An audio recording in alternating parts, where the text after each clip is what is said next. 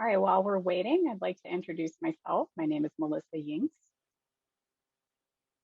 I am one of the outreach managers with Convo. I'm really looking forward to this event and thrilled to have you all here. I'd like to recognize Civic Access, an organization who has supported the captioning and made that happen and possible today. And I know some of you seems that we cannot see the cameras. Just make sure, maybe check your gallery view. The panelists will turn their cameras on. And attendees, you are not able to turn your cameras on at this time, but you should be able to see our panelists today on your screen. All right, great. And the captions are finally coming through. Great. Wonderful.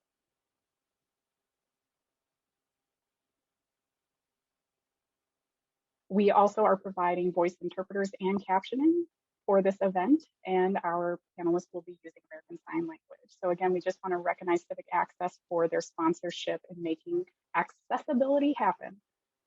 So welcome everyone this evening. Convo is thrilled, and we believe in supporting these important discussions on Black History Month. Black history should be every day. It should be a year-round learning experience. This is especially true with all of the events in our current context going on. So we are thrilled to have this opportunity to learn and listen from our wonderful panelists today. That way, we are able to take away and unpack many of the things that the Black community has contributed to society and how we can provide more recognition to that. So it's great to have everyone and see you all here virtually this evening. We're very honored to have Claudia Gordon here as our moderator for tonight's event. Maybe you are familiar with Claudia's work. She is the first Black deaf Jamaican in government in her position, and she is a well-known figure in the deaf community. She's from Jamaica. She became deaf at the age of 8 and moved to the US when she was 11. She spent some time in New York, and she went to Howard University at the American University of Law. She is one of the famous deaf lawyers in our community and has advocated in her position on the Disability Council through the White House. So we're thrilled to have Claudia and very honored to have her here tonight with us. So thank you, Claudia, and a big welcome. Hello, and thank you, Melissa. Thank you so much for that introduction. Good evening, everyone.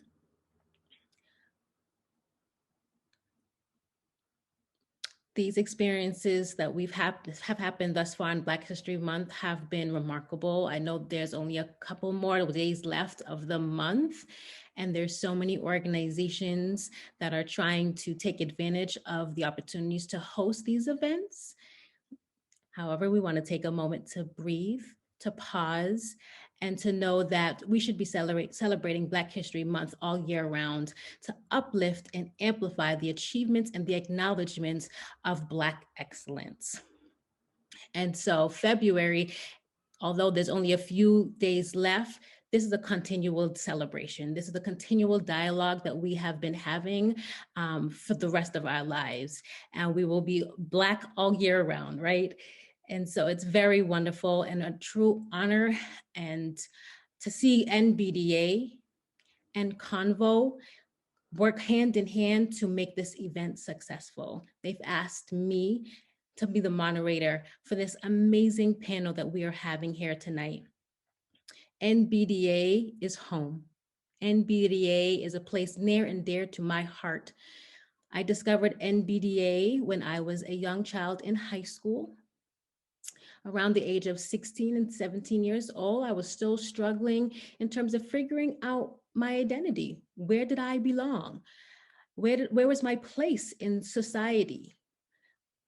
I was in a mainstream Black America, but they looked down upon me because of my disability. I'm deaf.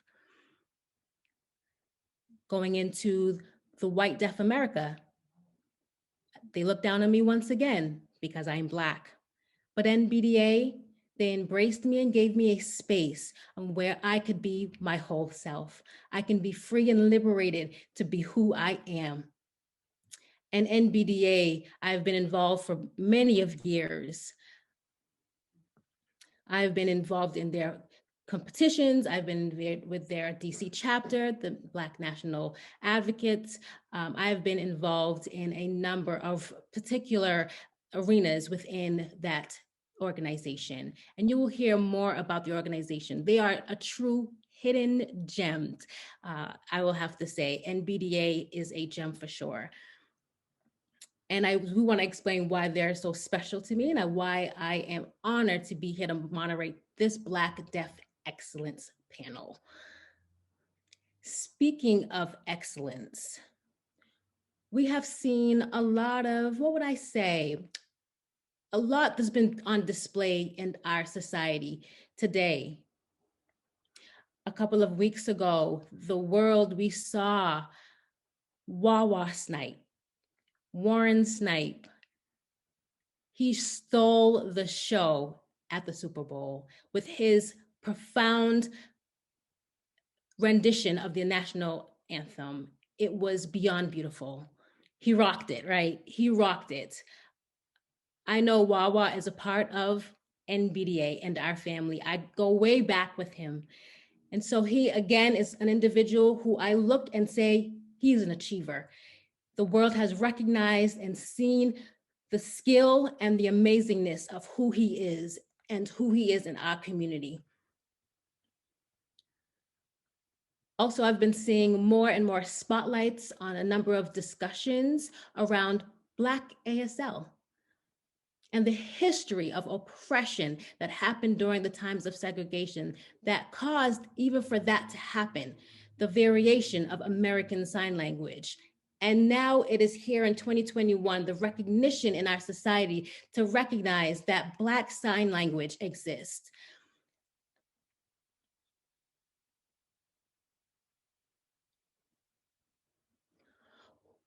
We see Natasha O'Feely involved as an actress, the first deaf Black, she happens to be Black as well, to be involved in Marvel, in a Marvel video, a video game.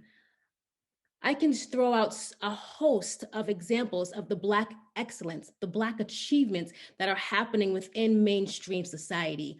But I want to give a pause and a breathe before I go forward with acknowledging our panelists this evening. First, we have Isidore.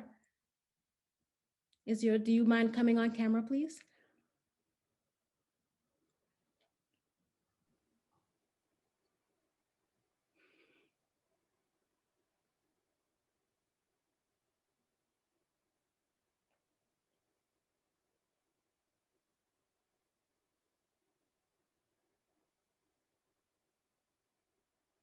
So I'll go ahead and hold off on asking Isidore. In 3, 2, okay, there you are. Hey. Oh, you're lucky. Hey, Mr. President, come on now, all right? My night too. You look very nice, by the way. Very dapper, I love that tie. Thank you so much.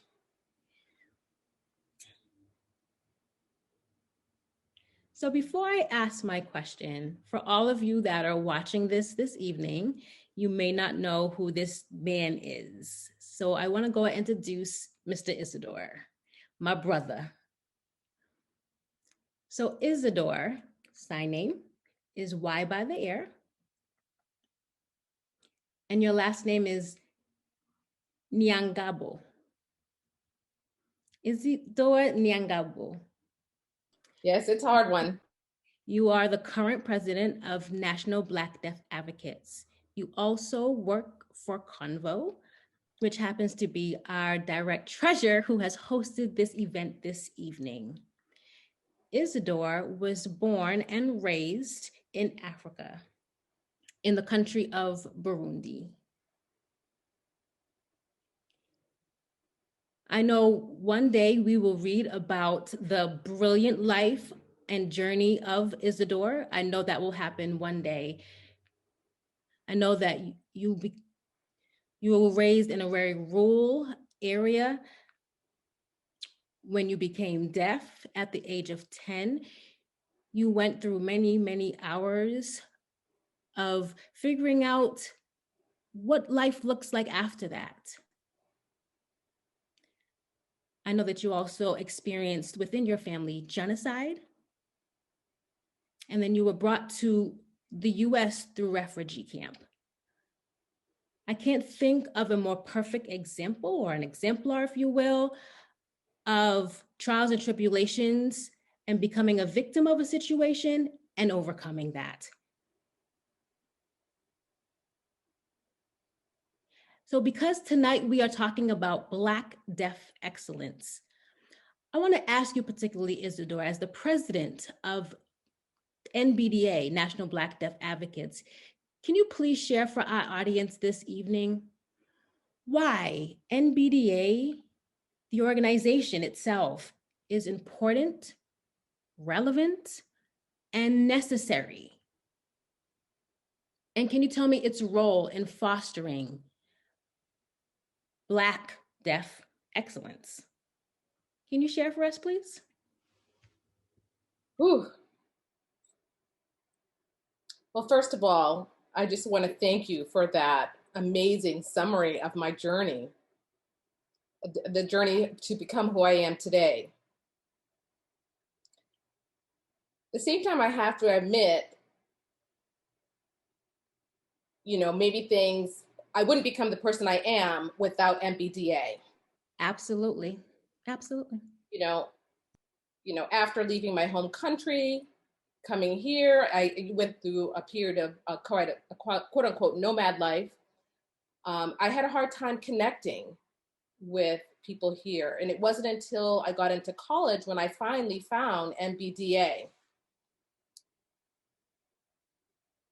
And actually got the information through some type of mailing. They needed some volunteers for the YES program. So I went ahead and researched it. I couldn't believe that was an actual organization for Black deaf people in America. Because at that time, my identity as an American, I wasn't quite sure what community I fit in most or fit in best. So I went down to North Carolina. I volunteered at the YES camp. I met several people there. And then from there, I actually learned what Black excellence means and how to thrive and how to grow and how to be confident as a Black deaf individual and how to find my family. Right. And now as the president of NBDA, I would say NBDA is not just an organization only for Black deaf people in America. It is, don't get me wrong. That's our mission, that's our goal, that's where we're heading towards. However, this is home for us. This is home. And it's time to celebrate that. We're safe, we're supporting each other, we feel inspired by each other, and we start to believe in ourselves and believe in our brothers and sisters that we can be successful, even despite the everyday struggles that we may encounter. Sometimes we have all these trials and tribulations out there, but when we come back to each other, we kind of understand where we're at.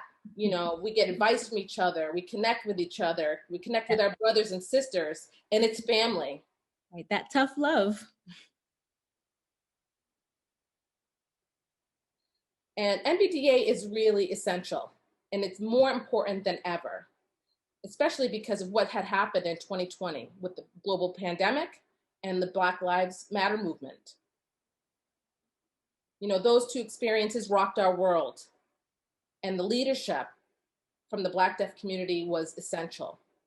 And that all tied back to the National Black Deaf Advocates Organization. And it didn't matter if you're Black, you're hearing, or you're deaf, or you're white. It was everyone coming together to us at NBDA for guidance and help and support. How are we going to navigate this situation? How do we open people's minds? How do we partner? And unfortunately, we are a small organization, and we do need some more global recognition of the oppression that actually happens. But from this struggles, NBDA was able to overcome, and we're happy that people are joining our family. So that's really the point. NBDA is important to recognize the history of where we've been, the political oppression that our people have experienced.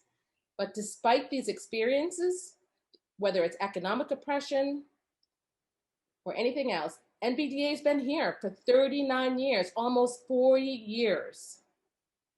Yes. We should be stronger and bigger than any other organization out there. And we will continue on and persevere and give the opportunities for Black deaf youth and people of all ages to become part of our family and grow and thrive together in society together, healthy and safe for everyone. And that's our mission. Isidore, I couldn't have said it better. I completely wholeheartedly agree, 150%. NBDA is more than just an organization. I believe it's the glue that sticks us all together. Mm-hmm. Mm-hmm. It's almost like a rite of passage where at some point we go through that organization and it leads us to more roles within other organizations before we just hit the ground and start running, and we hit that world and we become the leader we're supposed to be. And so I am grateful for NBDA and their leadership and for your leadership within the organization as president. So I want to say thank you, Isidore. I'm going to ask you right now to go off screen, and I would like to call up the next panelist, Mr. Benro.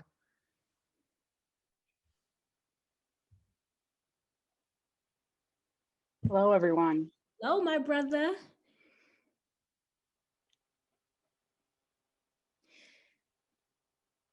So guess what? Do you see my pin? Well, what's that? Black Girl Magic. Yes. Thank you. Yes. Remember, you gave me this pin. Wow, I almost forgot. Oh, I'm so sorry. Yeah. I'm wearing it tonight because it's Black Girl Magic. So I want to say thank you, my brother. Yes. For those of you listening tonight, if you don't know Mr. Benro, although you should know him, he's been around, he's got himself around. Benro is rooted and grounded in Chicago. And by the way, out of respect, Benro Oganepe. Nice. Thank you. You have served as the executive director of the Illinois Deaf and Hard of Hearing Commission.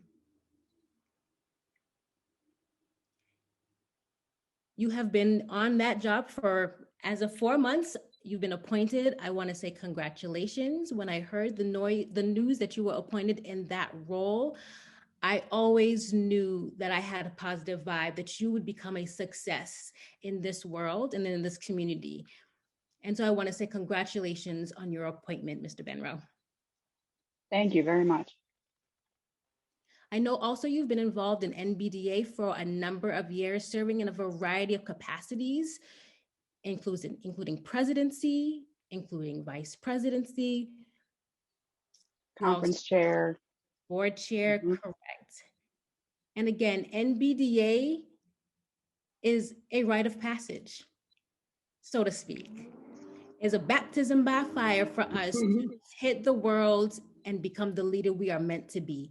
And so I am thrilled that on the Obama's National Committee, as a government agency that oversees the effective communication for disabilities, that certain policies, laws, and rights that will serve, someone's on the board that's serving. Is that I am done with my board service as of last year. So I have a question for you.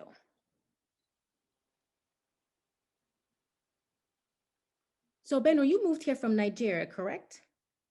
How old Correct. were you when you moved here? 10, okay. I was 10. So again, I want to say congratulations on your recent appointment as the executive director for the Illinois Deaf and Hard of Hearing Commission. And I know that there are very few, nil to none, I will say, Black and African-American deaf or hard of hearing individuals that hold a state deaf and hard of hearing commission position. I would probably say I can count on one hand, perhaps 6. So again, I want to say congratulations. In a society that requires us to constantly justify, explain ourselves, to show that Black lives actually matter, we have to protest, we have to march, etc. Plus, it requires us to work twice as hard being a Black, being deaf, a male, and an immigrant. You probably have to work 3 to 4 times as harder to just simply get half or as far as others may have to go. When I think of that and I look at you, Benro, you are an example of what is the definition of Black excellence. So can you give me the secret to your success and how you journeyed through and where you are in your seat today? Can you share that with us? How did you break down barriers? How did you overcome hurdles? Please share that with the audience. Absolutely. And first, it's an honor to be here on this panel about Black Deaf excellence. And it's great to be here with you all. What I want to say is we need to acknowledge who was before us. Who are the Black deaf individuals that we stand on their shoulders? Who are those who have served in leadership positions in state associations?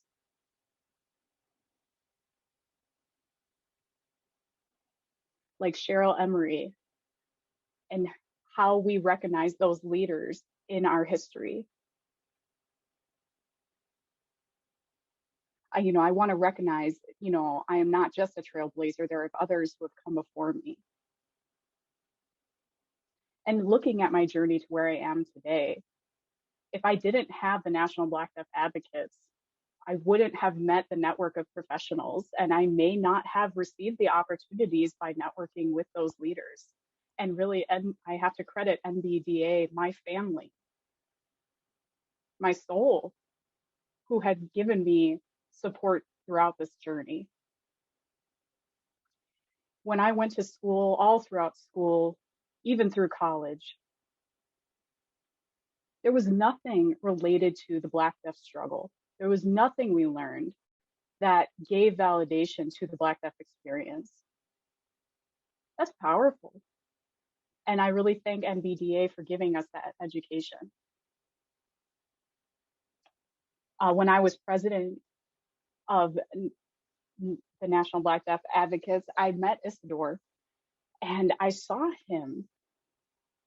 And wow, there was a future I could see in him as a future leader of NBDA. 10 years later, he is the president. And wow, look at that journey. Black, deaf, young professionals. We have many of them. And as a Black, deaf, young professional, I remember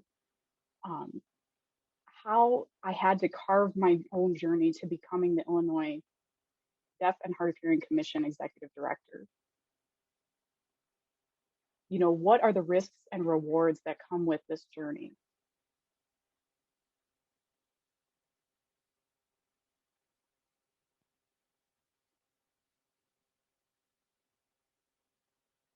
We have to look at all of the rewards over the risks.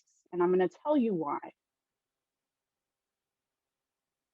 Because when we fall and we took that risk, those chances that come after that, we look at those and we recognize that Black deaf people don't always get that second, third, or fourth chance. So there's a huge responsibility on that first impression, that first opportunity when you get your foot in the door.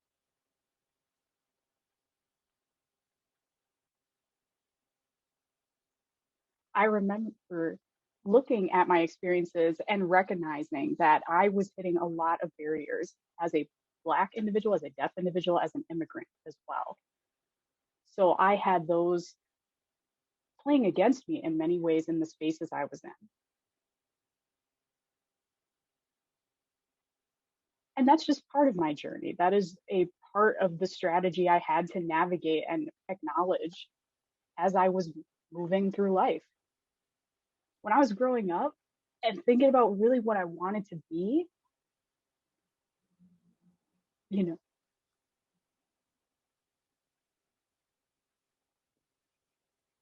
like I thought being a lawyer would be too much, or I had a passion in art. Could I go down that direction?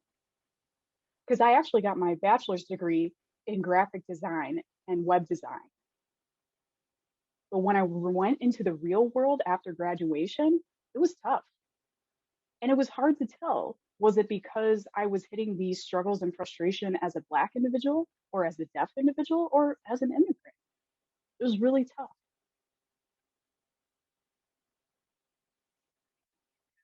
I had to be adaptive in each circumstance that I was navigating. I had a lot of Black deaf friends who were majoring in education, and they were advocating and fighting the good fight for equitable access to education. And that was a traditional pathway for many people. I could see that some of my friends wanted to go the non-traditional way. For example, state boards of educations don't have deaf people, let alone Black deaf people, who sit on their boards, who are in those influential positions. And there's a reason for that, because the pipeline has so many barriers for people to get the education, get certified. So that was just part of my journey that I had to navigate. I was thinking about the seeds of success and the risk that, like you said, risk comes with rewards and comes with great rewards as well. And so I think that that's a great tip that you shared with us. In addition to adaptability, being flexible. Sometimes we are on this journey and it's not meeting our needs, and so we pivot. And so I want to say thank you for sharing that. I know that you have other commitments this evening. I do have a follow-up question that I would like to ask of you. Sure.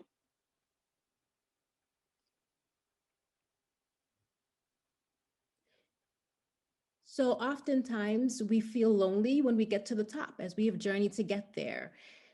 We get into these places and spaces and we are the only ones in silo. And so I want to ask you, your everyday struggles in those particular spaces where perhaps the people that are around you and surrounding you are completely oblivious to the trauma that has ensued because of racism. How have you been affected by your everyday experiences as a Black deaf male and those that are around you that are oblivious, those struggles as a Black deaf male in mainstream America? Both have those particular areas of systematic racism, institutional racism, that we have to work harder to get ahead.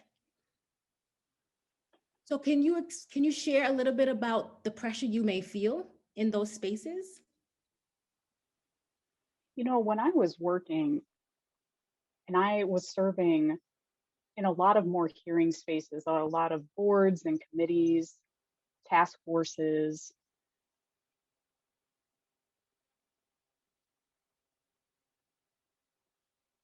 and comparatively to, say, for example, the deaf community,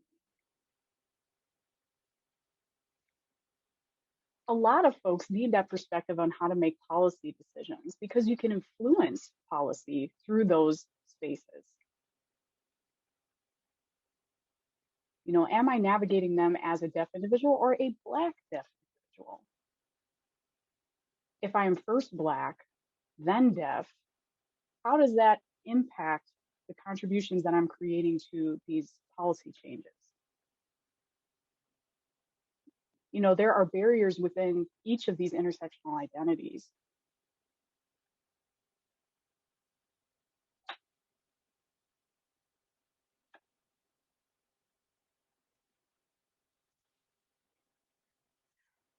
And there are unintentional consequences for each of these, the way that we address policies. You know, when I serve in spaces that are all hearing, I remember there was one situation where I was the only Black deaf individual in the space, but I had another deaf counterpart with me.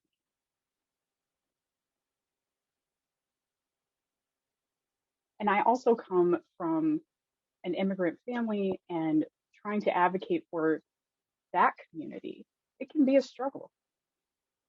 And there's layers of oppression for people who have multiple identities like myself.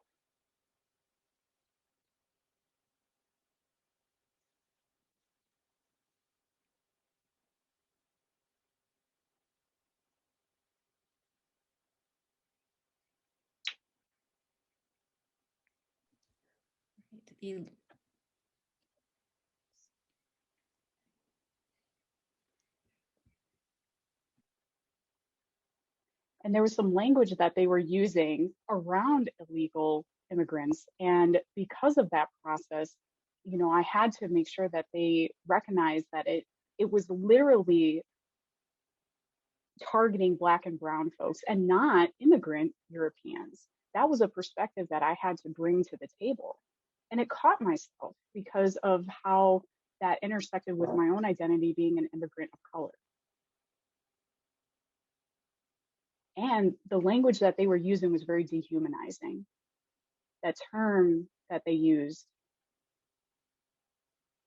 was a noun to call somebody illegal.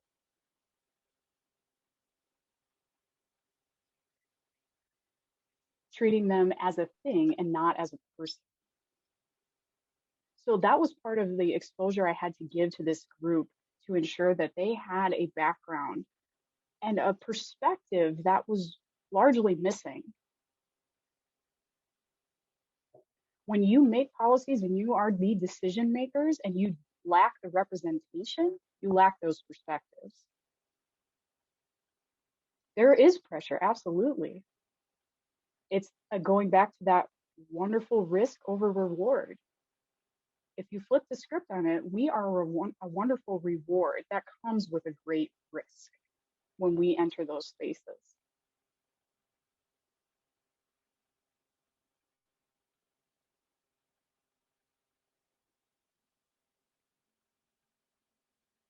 You know, I do recognize that I work, you know, 3 times, 4 times harder, and sometimes we have to look at the young Black deaf boys who are looking up to people in my space. And if I fall, they have to know that that is okay, that they have models to see and follow in footsteps.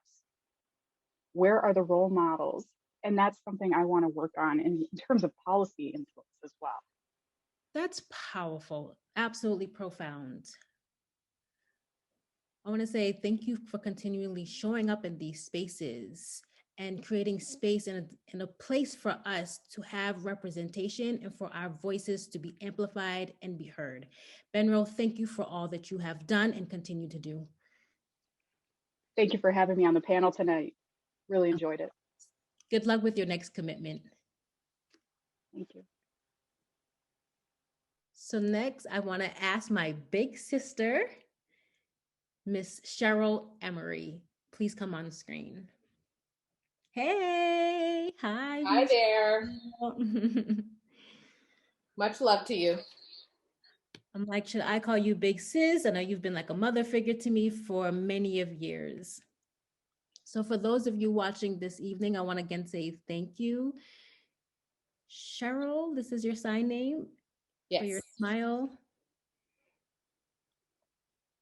So NBDA, the organization, was founded in the year 1980, 81, thereabouts.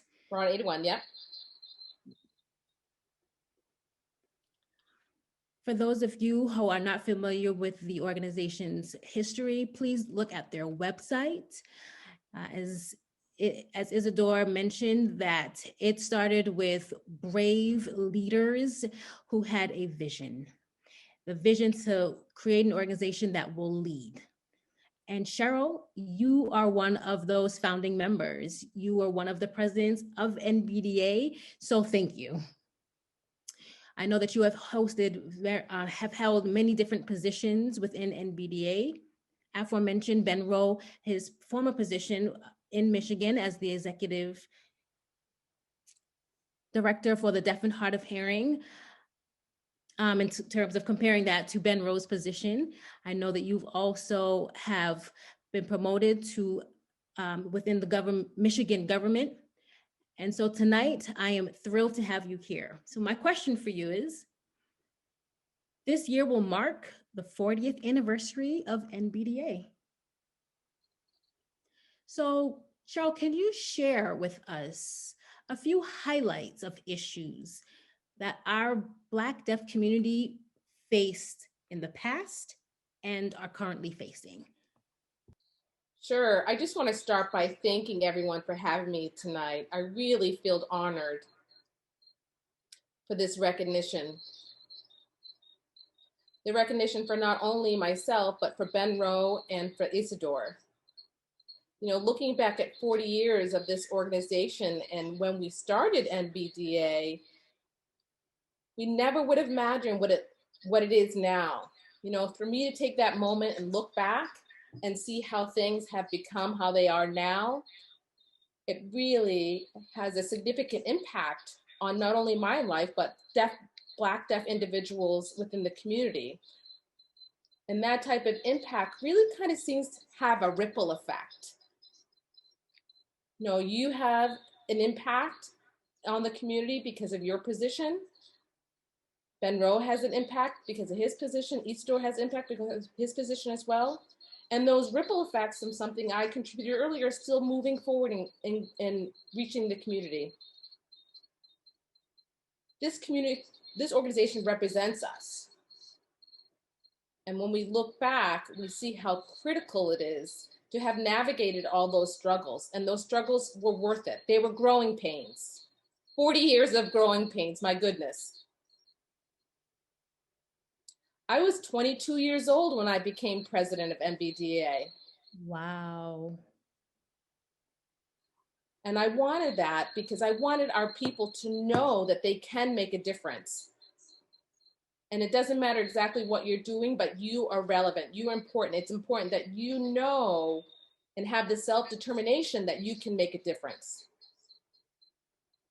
So that is the reason behind everything that I did and everything that I do now. I wanted to make a difference in people's lives and in the community. You know, you asked me about some of the highlights of NBDA, looking back then and across through time to where we are now. You know, if I look back over our history, the Black deaf community has almost been invisible. People have not recognized who we are and where we are and who we are and who we've been as a community.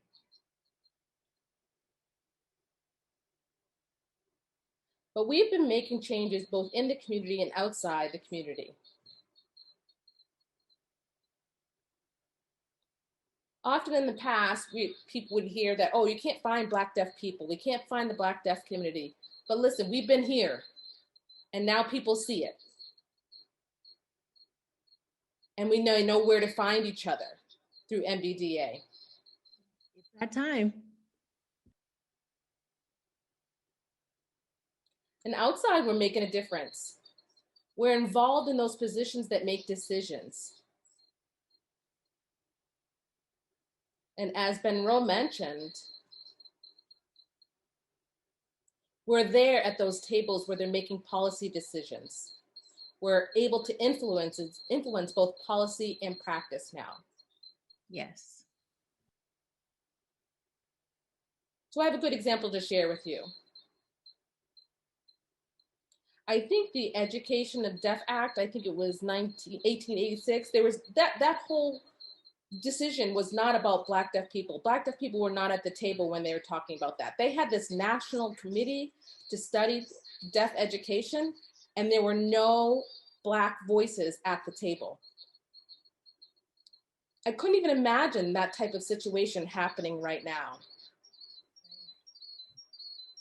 We've had an impact on the interpreting community as well. Many of the Black interpreters were overlooked and marginalized. And they said you couldn't find a Black interpreter. But now we look, they're on stage and they're in professional positions.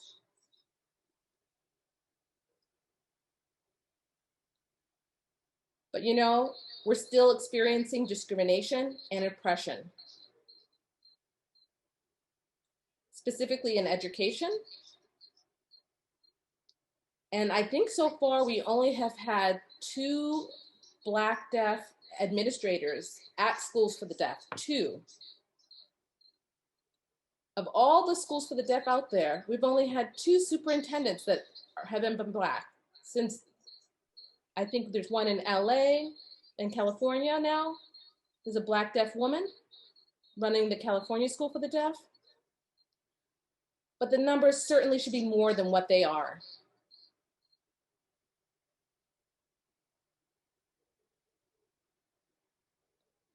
In the past, some of the video relay companies were hiring only Black deaf people to install equipment. Those lower level positions of only installing for the Black deaf community. Yeah, we can install, but so can the white people. They should be hiring Black deaf people for management positions. We have a few now, but, and some of those, we have a few in those companies, but not enough, certainly. You know, and in the interpreting field as well, we're still struggling. I preach to my white deaf friends often. You know, you're using your video relay services and you see a Black interpreter pop up and then they end up hanging up. Why would they be doing that? Why do you do that? They're qualified interpreters, just as the white interpreters are. And they're contributing to the impression of Black individuals. So there's a lot of work we still need to do to improve things and get them to a place that's better for everyone. There's still a lot of work to do. And that's part of the reason that we need NBDA, and the organization continues on. We need to address this discrimination and oppression that still exists. Wow. That, what you just shared, it's impactful. Obviously, you see the journey, you see that we have come a long way, absolutely, just based on how you've given these particular highlights. Yet there is a lot more work to be done. And so thank you, Cheryl, for highlighting those moments, giving me a moment to reflect on our community and the need to work together to make more improvements. So I want to say thank you. I will get back to you a little bit later on in the program with another question. We want to now call our youngest panelist to the screen, Mr. Samuel Brown. Samuel, can you come on screen, please? Hello. Hey, hello. So Samuel Brown we have here. He is the youngest of our panelists tonight. He is a first-year student at the Rochester National Institute of Technology, NTID, majoring in mechanical engineering. Originally hailing from California, Riverside School for the Deaf is where he attended. Fremont. Fremont, okay, Fremont. Excuse me, Fremont School for the Deaf. He was formerly involved in Junior NAD, National Association of the Deaf Leadership Program. He was also involved within NBDAs. We have a program for the youth called YES, Youth Empowerment Summit. And that happens during our biannual conference. And so Samuel has been involved, I believe in the year 2019, you were involved in that California, which was held in 2019 in California. And I know that you were involved in a number of other organizations during your high school tenure. So thank you for being here with us tonight. I have a question for you. So being a former NBDA Youth Empowerment Summit participant in 2019, can you tell me a little bit about your experience? How did that change you as an individual?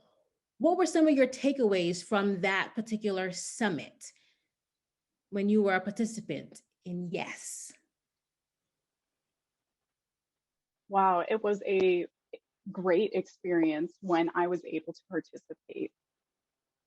Somebody had recommended it to me, and I thought, look at this place. I learned about my culture, my background, my history. That's why I participated in YES. And it was, in many ways, a culture shock to learn about the history of Black deaf folks. You know, in our education, we often don't see that. But here, I'm able to get role models and see it from firsthand experience. Just even learning about the history of dance and culture, all of these pop culture things that are referenced when we learn and we're educated at camp. What was the history behind Black deaf education? How did it start? How do we connect with Black hearing leaders in the community like Malcolm and Martin? Those were very powerful. I am overjoyed that you were able to have that experience to put under your belt. So thank you for sharing about that. Can you go ahead and turn off your camera? I want to call up Ashley. Ashley, do you mind coming on screen, please? Hello, hello, sister. Hey. Hello.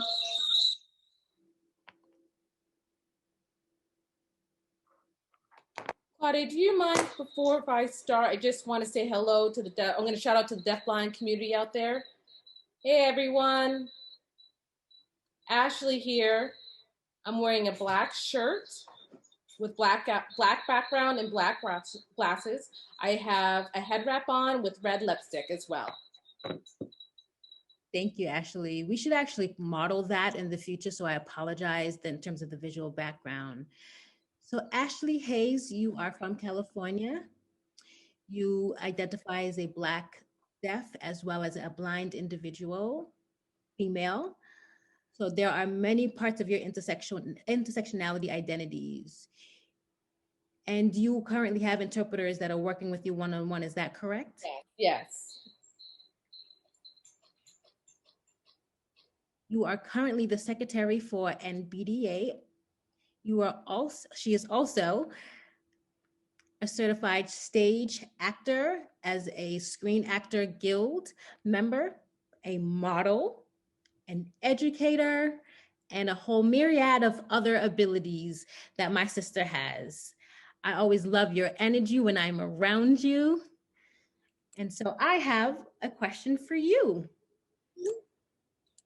So you identify as a Black deaf-blind woman. We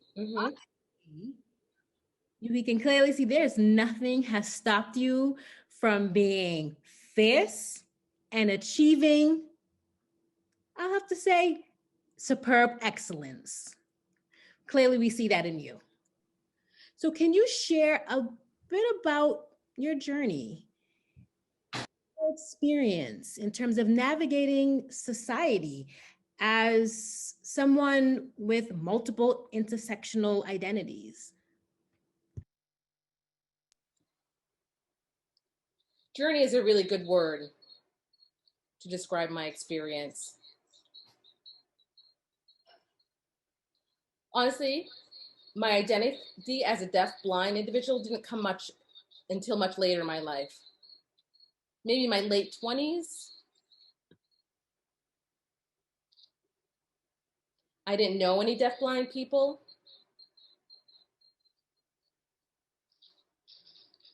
I was out there and I just didn't know.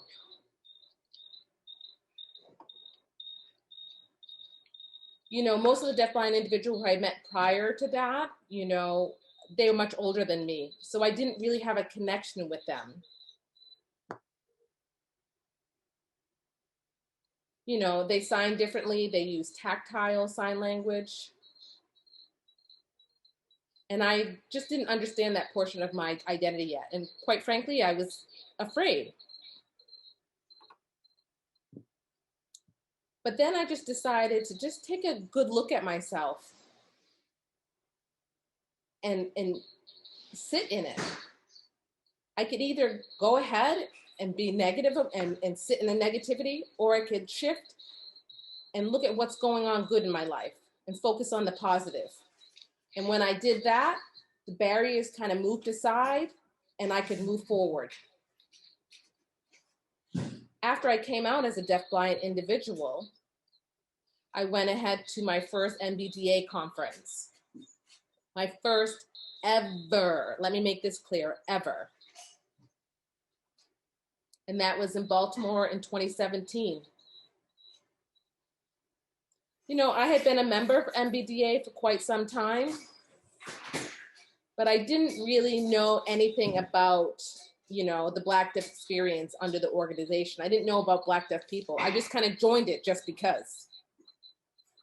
But then I made the decision to go ahead and go to this conference. And I was blown away.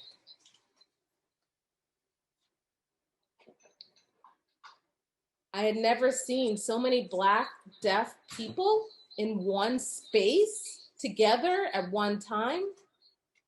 It was beautiful. I went ahead and joined several organizations here in California. I had, you know, I grew up in California. I joined Black organizations in California, but I had never been part of the Black deaf community. That was a completely different experience. And then later, as I came out as a deaf-blind individual, almost immediately around the time of that conference, I went ahead and got services. And I was blown away because the community loved me, loved me. Of course. They cared enough to think about me and give me the services I needed, on services I didn't know I needed. I didn't ask for it. Someone saw me and noticed that I was struggling. And they came to me and said, girl, you need, come over here. Come on, let me show you something. And I was like, what? They asked me, are you deaf-blind? And I said, yeah. They were like, girl, come here. So I sat in the front and I was like, whoa, I can sit in the front. I could see the close vision interpreters.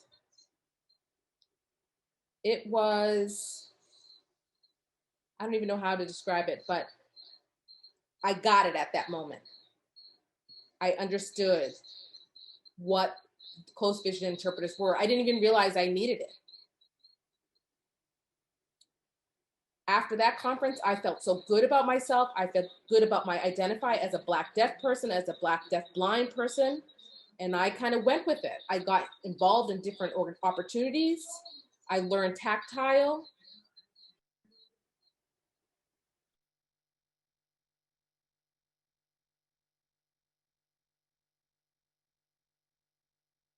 As well as a deaf blind organization, because I just wanted to get out there.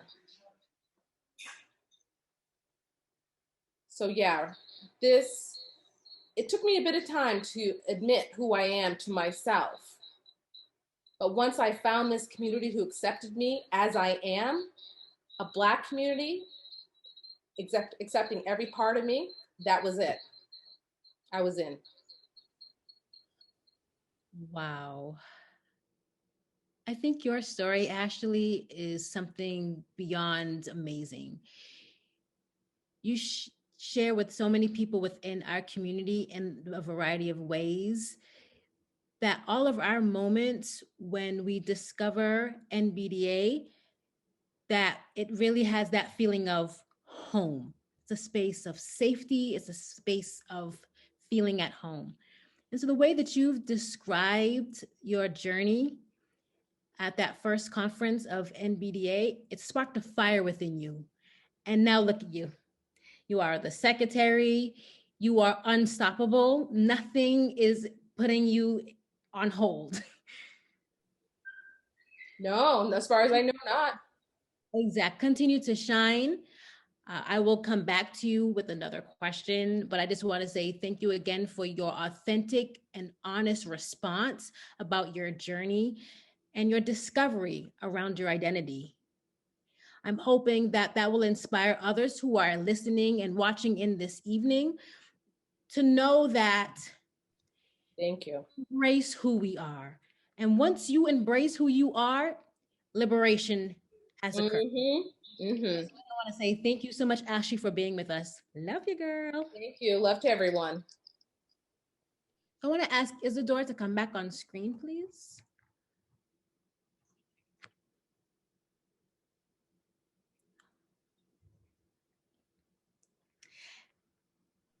You're back.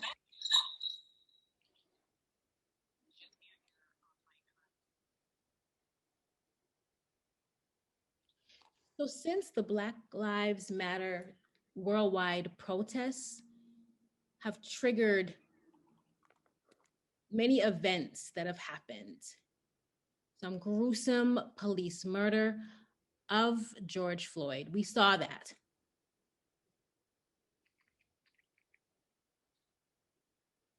It caused worldwide spotlight on the system and an institutional structure of racism that exists here in this country of America.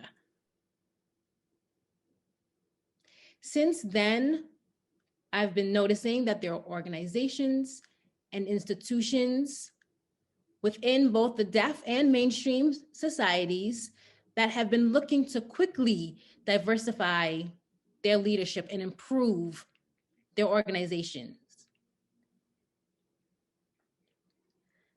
They've been looking to rectify discrimination within, whether that's on higher education levels, within deaf schools, etc.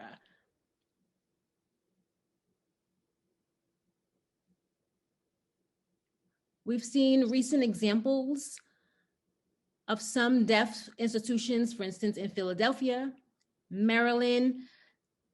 They've actually created new positions, Chief Diversity Officer, or diversity, equity, and inclusion positions. We've been seeing those new positions start to be available in those organizations. So here tonight, we do acknowledge that yes, racism happens in our deaf community. Oppression happens within our communities. And with those efforts, we do commend them. Even we have an example at Gallaudet University. They founded the Black Deaf Studies Center. There are a variety of efforts that are being established to repair racism and discrimination that has historically been happening. So Isidore, can you speak to those particular efforts, whether that's the trainings that are being hosted, the positions that are being created? Can you share a little bit about what things looked like before, where there was rare Black deaf leadership in the first place? Can these actions alone reconcile, I'm wondering, or correct the root cause? Is this a place for change? Ooh, that is a great question. And I don't know if I have a short answer.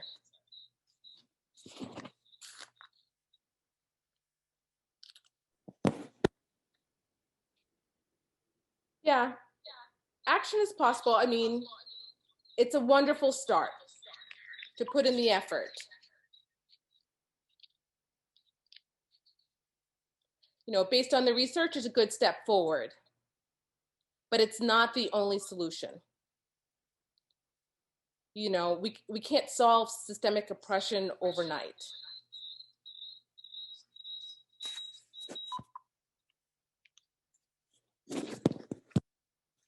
The systemic oppression impacts many, many people over many, many years. And you can't dismantle that with just one position overnight. It requires a lot of commitment from every person. Everyone across the organization needs to be the chief diversity officer. That's everyone from the chief CFO all the way down to the person who's cleaning the offices.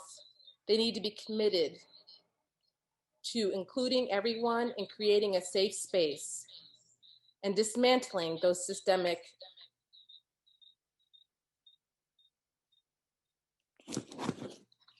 incidents of oppression. You need people to take accountability for leading the change, and the change cannot happen with everyone involved. You know, my role as a professional, I have a lot of intense training in that area.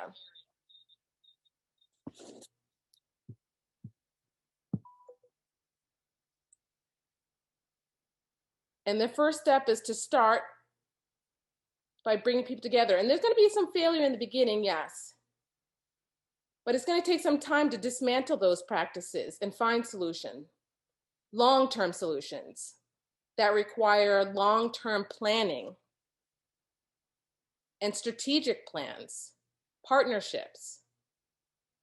And that includes everyone in the organization, everyone in the school. And you know what? Yes, it costs money. Money is required to make that type of commitment. So far, I've noticed there's a lot of businesses that talk about that. They want to see the profit from that type of action or the investment they make. You know, that's an issue that we could talk about for a long time, but honestly, change doesn't happen overnight. NBDA is here to support you. And, you know, there's a lot of people, you know, tapping into us for resources and help, for trainings. And we certainly want to offer that. But people got to recognize that we are a volunteer organization. You know, we don't have staff. If you have staff that are running your organization, yeah, then you're going to be ready to accept our support. We have very talented people and qualified people all over, all within our community. They have a lot of experienced people as well, experienced professionals with various expertise who are ready to take on the job. But I think we need to step back and look at the big picture. We're not fixing or putting Band-Aids on small problems. We have to look at the training opportunities.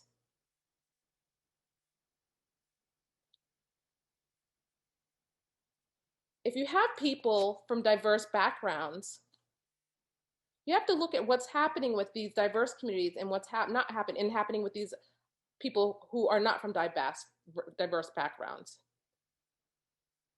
As I shared earlier tonight, the non-people of color need to work with the people of color and accept the risks and rewards that come along with that type of partnership.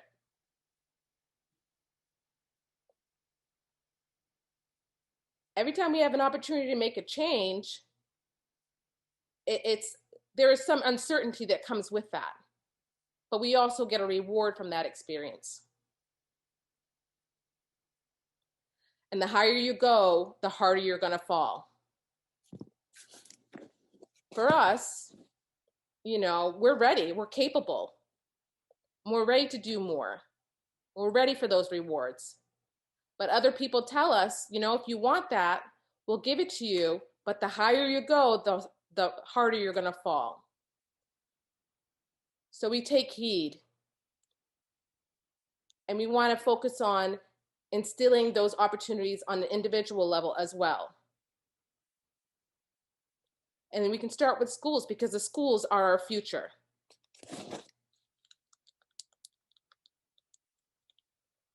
You know, this is a really deep conversation, and I believe some of my sisters on the panel might have some more things to share as well.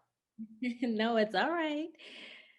You know, the change, again, is not going to happen overnight. It's going to require healing, long-term commitment, and strategic planning, working together from every stakeholder. Every stakeholder should be involved, and every stakeholder should be accountable. Right. That's an excellent point that you raise. Change has to be ownership. Change has to be within the absolute fabric of an organization. So thank you, Isidore. Thank you. And if we can have Cheryl come on screen. Hello again. So now I want to continue our discussion and pick off where we recently left off. Because of your rich experience and history within this community, you have seen a lot over the years. So I want to ask you, Cheryl, how do you suggest, as a community, how do we handle the issues of dialoguing regarding race? Systematic structures within institutions that have racism embedded. Healing is a part of an opportunity for us to deal with our traumatic experiences from the system that we've experienced over the years. So do you feel as though we actually have the opportunities to heal? Can you share some of those experiences? Well, I think it's completely necessary that we have dialogue about race. However, the dialogue about race makes people feel very uncomfortable, unfortunately. But part of life sometimes means we have to have uncomfortable conversations. In my home, we often talk about race. But we need to ask our white community and our Black community, do you talk about race?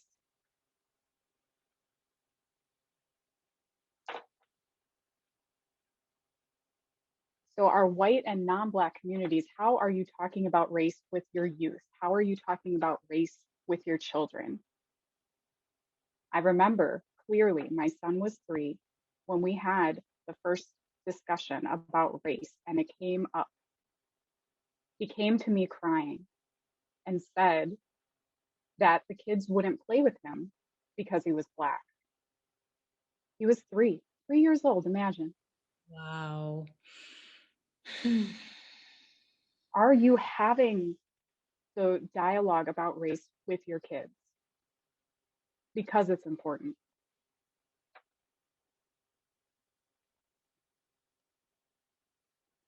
There's a lot of harm done to the Black community,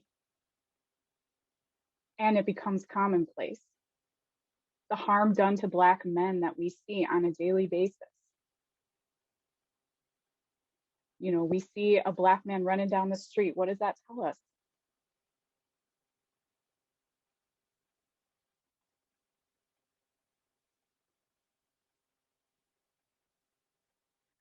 We've had a lot of the Karen dialogue coming up where they call the police on a Black man just because he's doing something. So the Karens in the community look at a Black man and assume the worst. A Black man, just because he's running or just because he has a dog out, or he's telling you to put your dog on a leash, that is something worthy of a 911 call.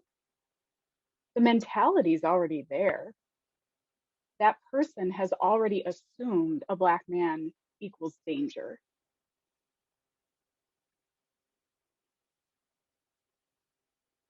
And all of those ideas, those embedded racial tendencies, carry over into society. You've been training individuals. They are looking at themselves through the institution's eyes. And so that means the system, the institution has to change. Let's talk about organizations. They'll hire you on the defense. Oh, we must have people of color. But they're hiring because, oh, we must push our diversity and inclusion quotas, rather than looking at the qualities that people bring and the contributions they bring to the table. That kind of issue. It's not just about being Black. And yes, that brings diversity, absolutely. But look for qualified candidates of individuals. What does that individual, although they are a person of color, what do they bring to the table? That's what we need to focus on. So people check the box and say, we've hired a Black person. And that means everything in our organization is just grand.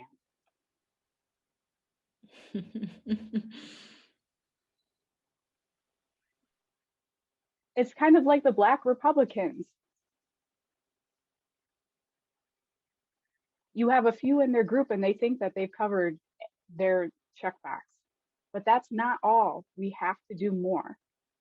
You need more than just the token Black person in your organization to bring an opinion. Amen. Often I see people hiring then a Black individual, but with constant oversight, looking for mistakes. You don't think somebody's going to make a mistake at work and then you're just going to shoo them out the door? So that kind of system is setting up people for failure. And that revolving door for Black individuals caught in the hiring scheme, because so many people are too focused on maintaining their diversity checklist versus promoting qualified individuals and thinking about the contributions that they bring. So again, looking at the barriers to pay equality for people of color and how that spreads throughout the system. This is a systemic issue.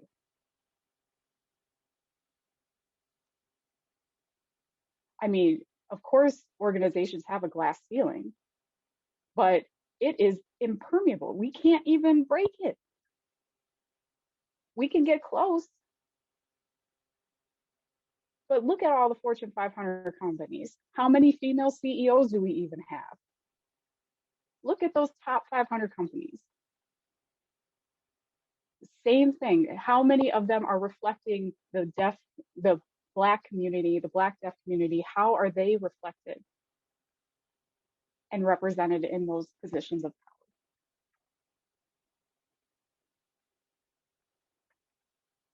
How do we be successful? What does that mean? What is meaningfully? It's meaningful healing. Yes, relationships. That's a question we have to ask ourselves, is how do we heal? Because that's a tough one. Healing's hard. We are approaching or recently passed Ahmaud Arbery's death a year ago, a Black man who was just running. We've reached that 1 year anniversary already. He was maliciously sought out and murdered in the streets. 1 year, one person. And we look at society who just put a Band-Aid on it.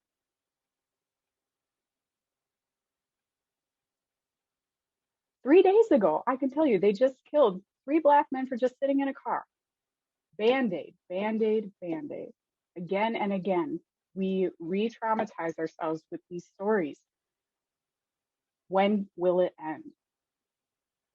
We need to heal, but healing is possible. And I know it is a tough position. 2020 was a heck of a year. And these issues are still carried over into 2021. Black Lives Matter, but are people showing it? What in your daily work are you showing? I look at my kids. I look at the police. I look at society.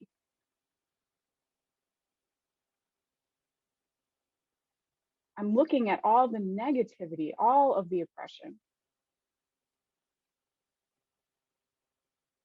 I'm looking to our leaders. And I do think recovery and healing is possible. But where do we hold people accountable?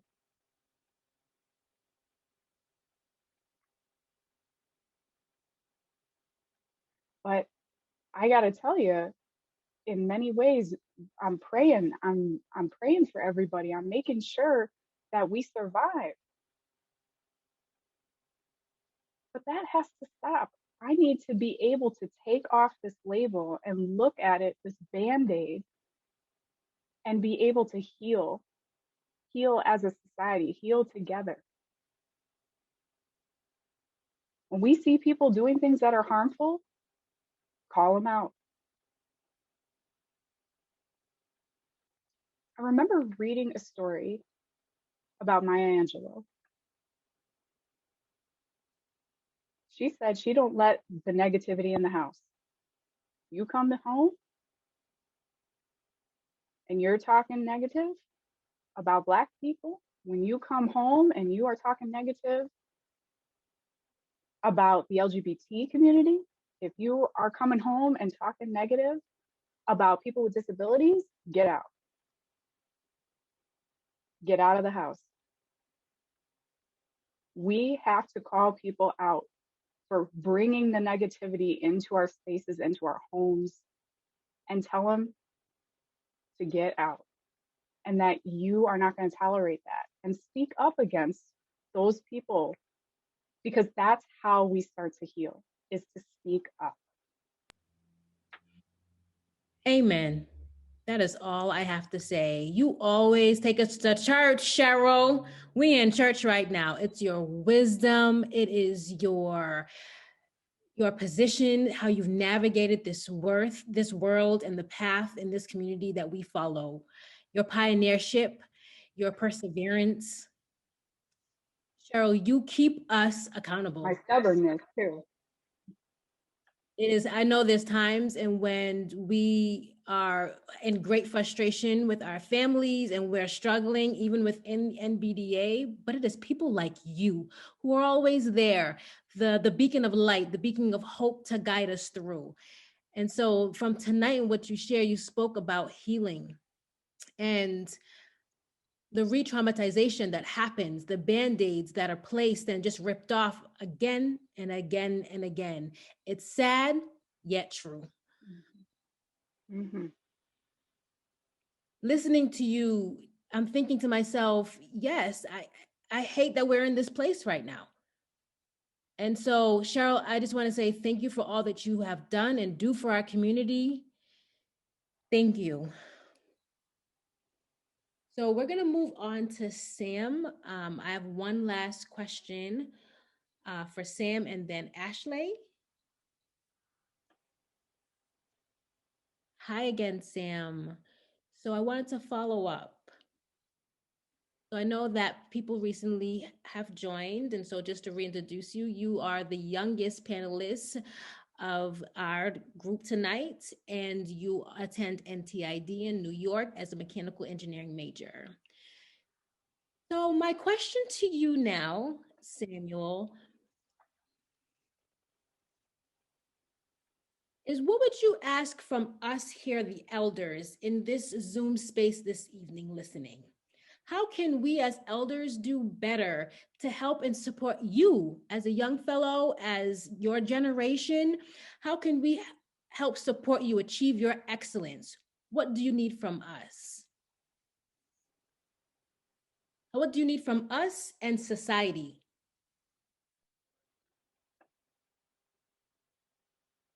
Well, and what I'm looking as this new year, looking at academics and my education, I recognize that many Black men and women are limited.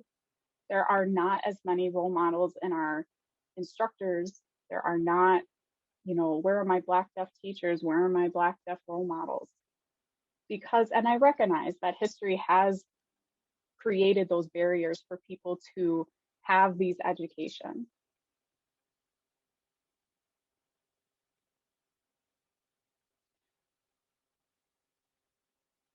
And I know all the stories that we are taught through our white history books, but I am looking for, where can we learn more about our Black figures? Where can we learn more about their truth, what they went through?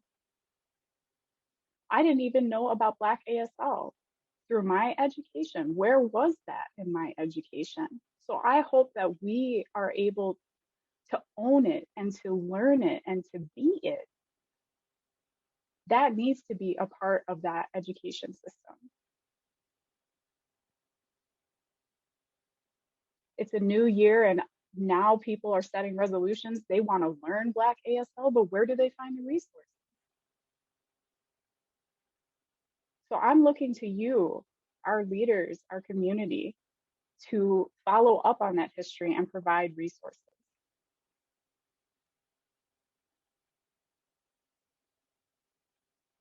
At school, many of the students, we are not shown a lot of opportunities to engage in learning about the pride and Black excellence of our leaders. There's a lot of more of us that are motivated to learn, but need the opportunity.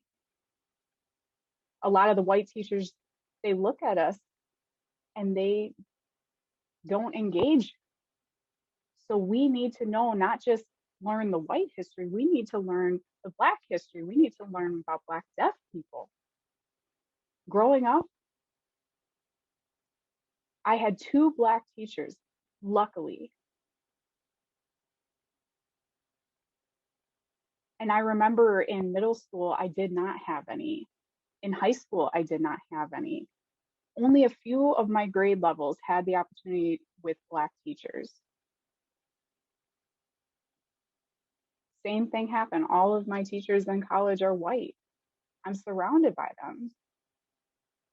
But if I don't have role models around me who look like me, that I can see Black excellence in, that impacts what I see in my own success and my outcomes. I understand that's part of having white privilege, is that you were able to get educated and you were able to have the opportunities to be in the positions like being an educator or in other spaces. I want Black students to recognize you have the same opportunities and you need to go after them, even if you are not seeing them represented in your current spaces.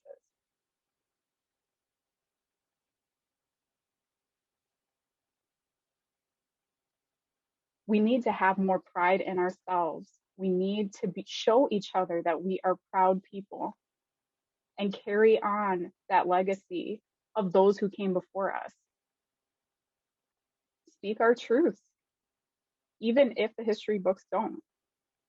And don't hide it, be proud of it. We need people to show us the way. How do we find these resources? That's what I hope for all of my brothers and sisters to really help us navigate. Thank you. I have taken in your message, and I'm hoping that everyone that is listening here this evening has also done the same, that we hear you and we see you, and we owe it to you and your generation the tools to become successful, the role modelship and teachers that look like you. to have the opportunity to learn your history, the rich history of Black deaf individuals. And so I want to again acknowledge that I hear you, we hear you, and we have taken it in to do our best to serve you. I want to wish you best of success in your career, and I hope that we will be in touch with you. So I want to say thank you, Sam, for sharing tonight.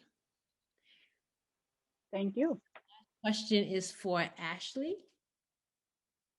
Wow, just wow. Last but not least, you are on Hollywood as a model and an actress. Can you share with us a few of the highs and lows and how you have navigated Hollywood or even just the theater art spaces and the fashion design scenes? Can you share about those highs and lows and why is it important for us to be represented in those spaces? You have some time? Try to keep it brief, sister. Well,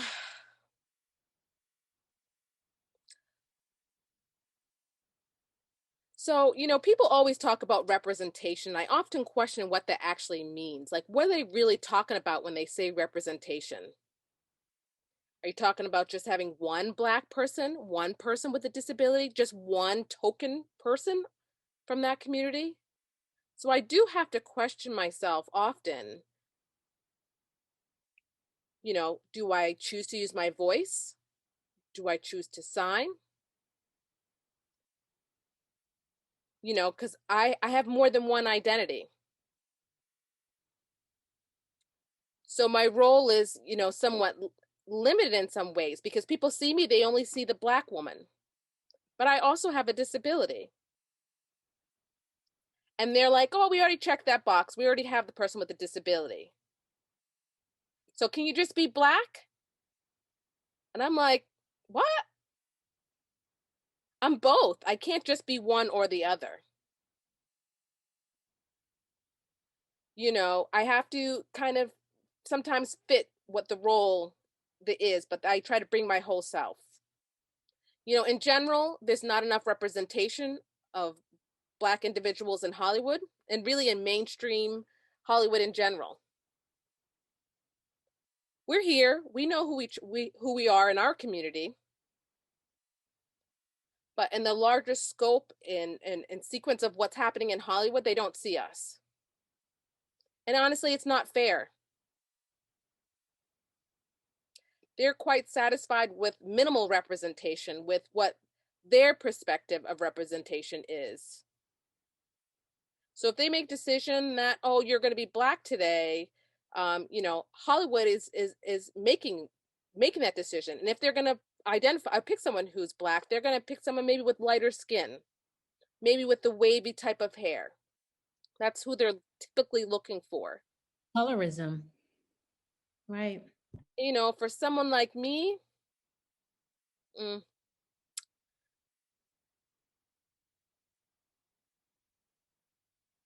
I love dark skin. I have always wanted to have darker toned skin. I hated being light skin. I hated it. Because people always look at me and they make judgment like, oh, you think you're cute. They're looking at me and making all kinds of assumptions. Because this type of thing that happens in their in their own families, because people look at people with lighter skin and say, oh, you're cuter, and they're making these comparisons. And I'm like, whoa, it hurts.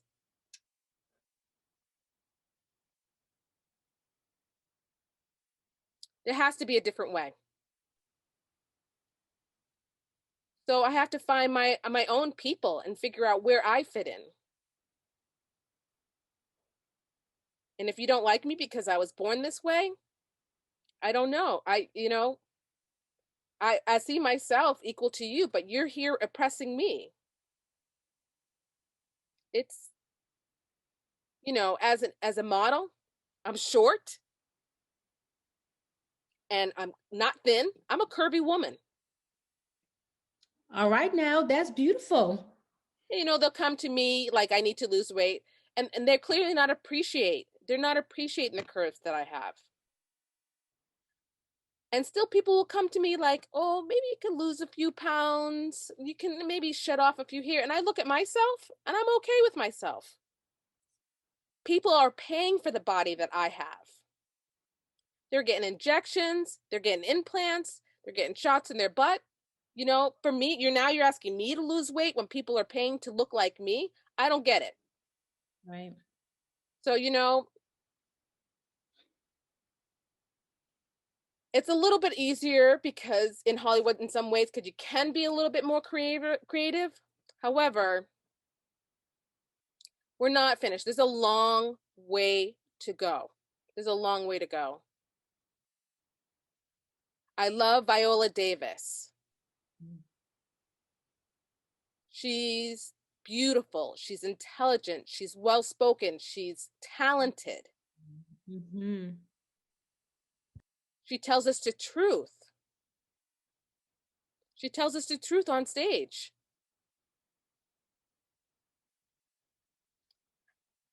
You know, and every time she says something, I just look like doughy-eyed and I'm trying to take it all in. And I really hope that people are listening to what she's saying.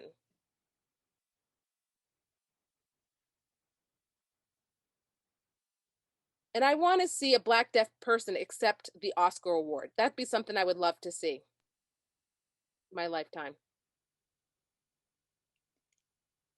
Cheryl just typed a comment in the chat box. Cheryl Emery, and she says, "You are beautiful just the way Oh my God. you are. You are, Ashley. Thank you. Thank you for your bravery, for showing up in various spaces where we often are not expecting to be. So thank you for providing that representation, even though with the struggles that come with it, the highs and lows that mirror that, you are fierce. You are fierce and you are beautiful, just the way you are. Thank you so much. I love you. Back at you. And so with that, that was the last question for our panelists. So I want to see if we have any questions from the audience.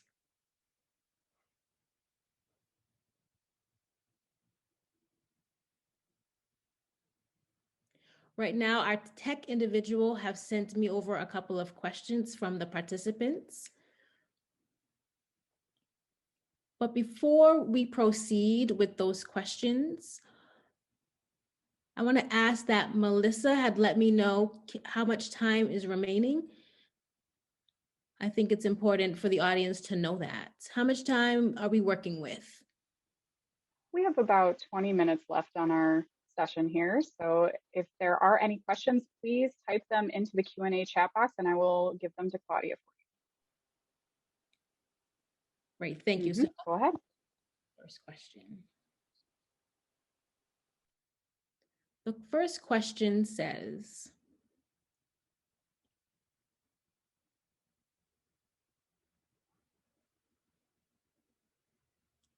I work primarily in a white institution, and I'm wondering how can I have Black and brown men and females come into our organization and be involved with NBDA, especially where some of them don't realize that the Black deaf community actually exists.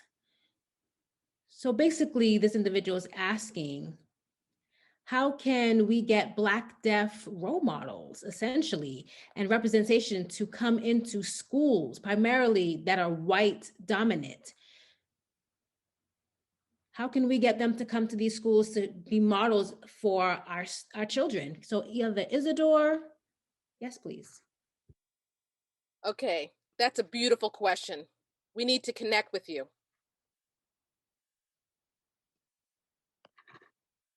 We'd like to address that community directly. Maybe you could contact us at info@nbda.org.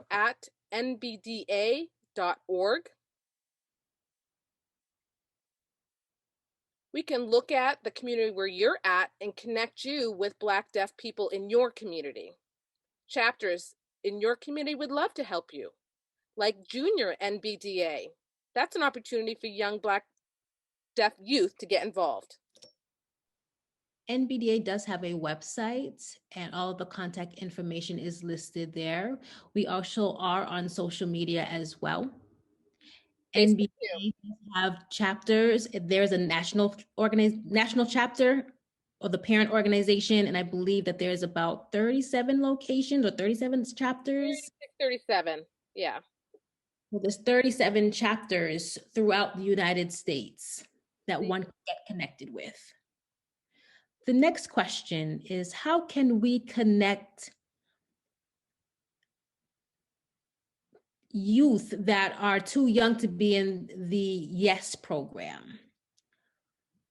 So are there any kind of camps or activities that are available for our young individuals who are not old enough to be a part of the YES program? Oh, good news for you. Convo has already committed to contributing some money to an annual across 5 years. How much money? $5,000. 5,000, okay. Over a span of 5 years for youth programs. Great. And clearly that's not enough. We need more, so we're encouraging other companies to reach out with us and match what Convo is doing. It's a and then we can reach out and expand our youth programs and get into the schools. Because we recognize the students can't always come to camp and come to our conferences. And we're in the middle of the global pandemic, so we're not able to host our YES program this year.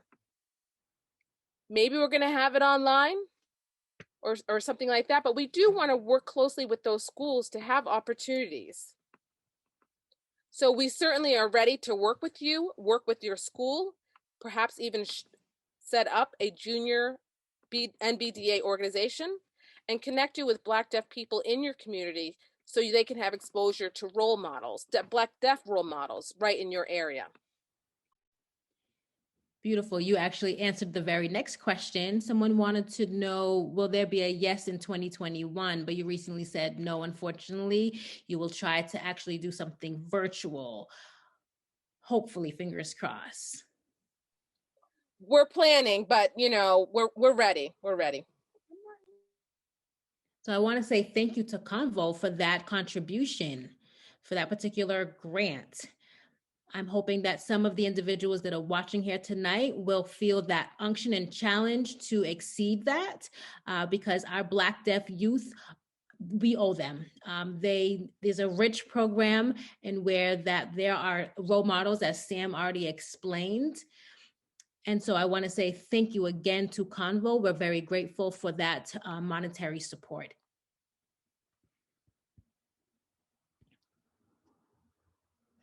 So thank you, Isidore. We want to bring up Ashley. We have a question for you. Hi, Ashley. So what is your best advice for a deafblind individual being a part of National Black Deaf Advocates? What would your advice be to someone who's deafblind wanting to be a part of NBDA?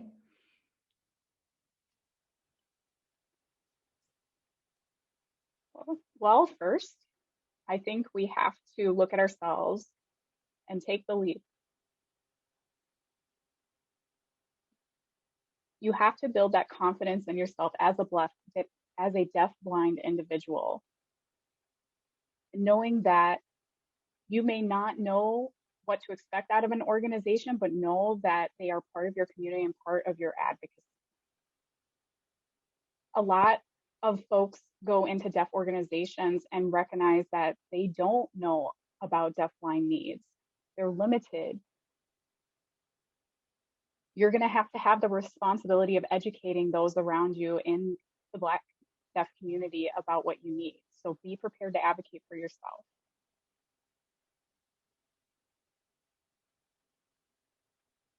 Even though they may not understand, still join. Absolutely. And show up. That's a great answer. Show up, be there. And also reach out to any of us on social media or via NBDA's website. We are able to partner with the individual about the process in terms of how to become a member with us. Ashley, thank you so much. Thank you.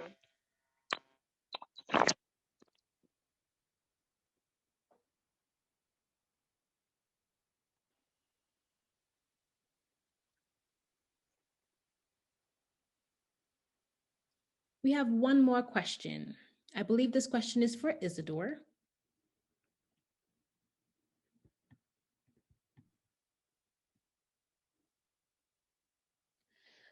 Being a hearing future educator,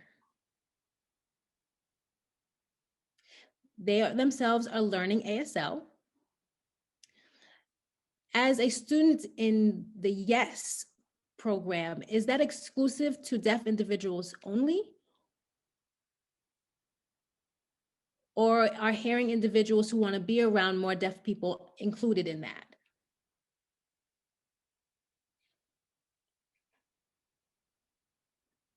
You know, Learning Sign is a really good opportunity. And we do recommend that you first join maybe your local chapter for Black Deaf advocates. It doesn't matter if you're hearing or deaf, you can go ahead and join the organization regardless to learn the culture and the language. You know, in general, I always recommend taking some formal ASL classes. But the best way to become a professional signer is to spend time with deaf people. Now, specifically for the YES program, we're targeting Black deaf youth. We want to enrich their unique experience. We want them to connect with each other and become comfortable with each other. We're not quite ready to open it up to anyone just yet. Maybe that's something that could happen in the future. But the YES program right now is for Black deaf youth and hard of hearing as well, hard of hearing individuals as well. We're trying to build a family with them. Thank you. Thank you, Isidore. The next question, I'm going to couple them together. Someone made the comment of, in the recent years, there seems that white deaf are looking up to NBDA for resources to help address systematic racism. Is NBDA prepared to respond as well as provide assistance and support and referrals?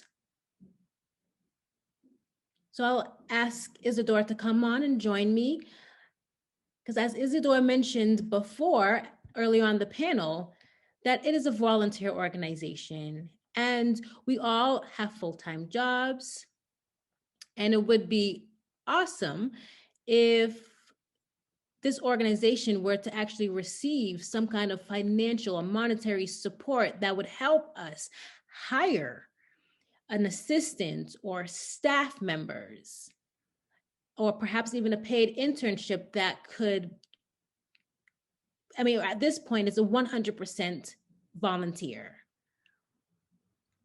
Cheryl and myself, as well as other Black leaders, for instance, Pamela Ogeki, we have started to work since Black Lives Matter. We have been working weekend after weekend. It's been a lot of our time. And I know a few of us have only been doing that. And so we are here. We are here to provide assistance and to work at anti-racism during this Black Lives Matter movement. And we are looking into having more resources, yet at the same time, we can only do so much with the resources of what we have. So that's my view on this question. I want to ask Cheryl, can you respond, please? Well, I would encourage everyone to get involved in their local chapter as well, not just the national organization, because local chapters help address specific local context issues. I remember in Detroit, there was a Black man who was killed by the police, and many individuals got involved in local advocacy to address those issues within their community. So that may be somewhere where you can make a ripple effect change by joining your local community and getting involved. That's helpful, Cheryl. I do want to ask one other question. Should NBDA be more concerned around senior citizens, around health care issues, the social economic issues? Should NBDA take more concern around that? Absolutely, 100% agree. I mean, we do need to take care of our senior citizens. I know there is a few people involved in senior citizen advocacy, but we need to build relationships and look at that healing issue. How there's a lot of issues, housing issues, elderly abuse, economic impact to our senior citizens. Well, many of our members within NBDA, including myself, are aging, and so that's, you know, something we need to care about. I do want to add to this and ask if anyone has contributed to their Black, Deaf, elder community. You know, start up a business, maybe create a curriculum to help dismantle some of these systemic inequities. You know, NBDA is the heart and mind, but we're here and we're ready, but recognize we do have some limitations. We need more partnerships.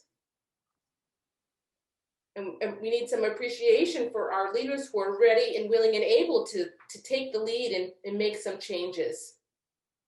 But, you know, they have families and they have lives and they're very busy.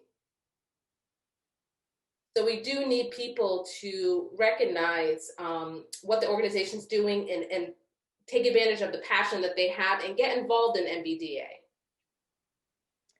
I do want to wrap up, but there was a question around Kendall, that someone had taught at Kendall from 1968 to 1973. And that particular person was shocked to read the Washington Post and learn about some of the occurrences that happened and the controversies that were happening at that time at the Kendall School on Gallaudet's campus. And whoever asked that question, I want to say, yes, currently the information is available on Gallaudet University's website. Gallaudet University also right now has a project that is currently in the works where they're giving the appropriate honor for the first class that integrated in the elementary school on campus. It's the Kendall Project, I believe.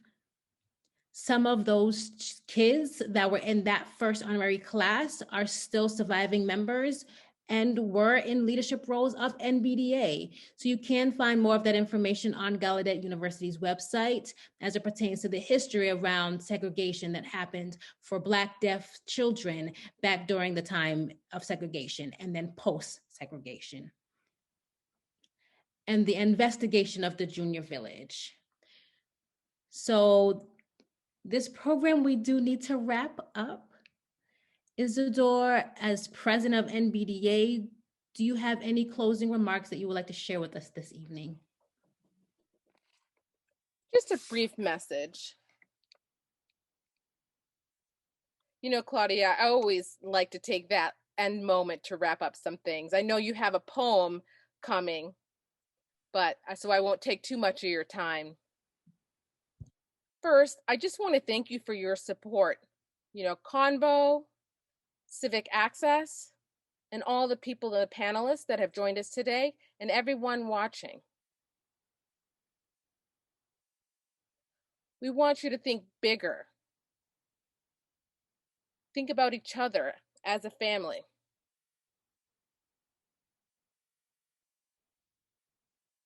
My family, we get together and we work together and heal as a community. We need everyone to be involved for that healing. We want everyone to celebrate Black History Month, to celebrate our heritage. But as you leave tonight, you need to remember that we're Black every day. You need to celebrate us today, tomorrow, and March, and going forward, year-round, 365 days, 24/7. Not just 1 month. Every day. Every day, every hour. Yes. So with that being said, I want to close tonight with Amanda Gorman. She recently, as the first young poet laureate, she did her piece at the inauguration for President Biden.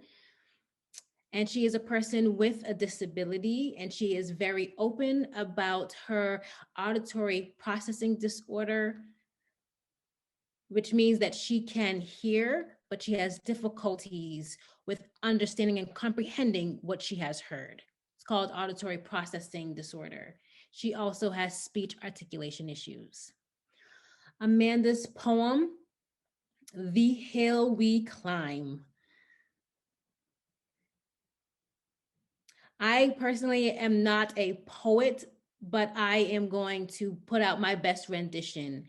Before I do that, I want to just go ahead and thank everyone for attending this program tonight. Again, I want to thank Convo for their sponsorship.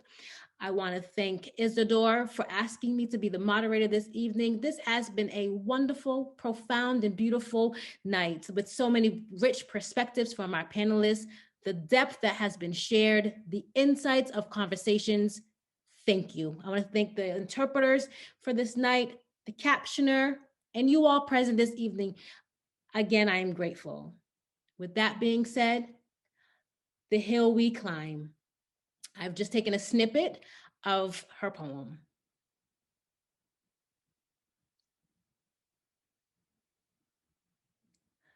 Our people, diverse and beautiful, will merge.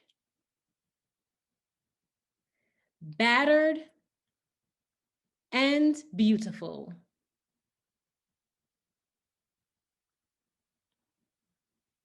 When day comes, we step out of the shade. Aflame and unafraid. The new day blooms as we free it. For there is always light. If only we're brave enough to see it, and if we're brave enough, which is you, each and every person here this evening, be brave enough to be it.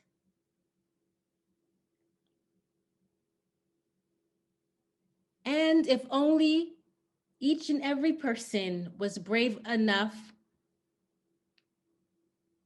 to see and to be that light. Thank you so much, everyone, and have a beautiful night. All right. Thank you. That was beautiful, Claudia. Thank you for all of you who are joining in tonight. I've really learned a lot of how we can uplift our voices and amplify our voices of our Black, Deaf, and Black BIPOC communities. These are some necessary conversations we need to have with ourselves and our communities. So thank you for NBDA for making this possible. Thank you for the panelists, and for Claudia. Thank you for speaking your truth this evening. Love you all. Have a good evening.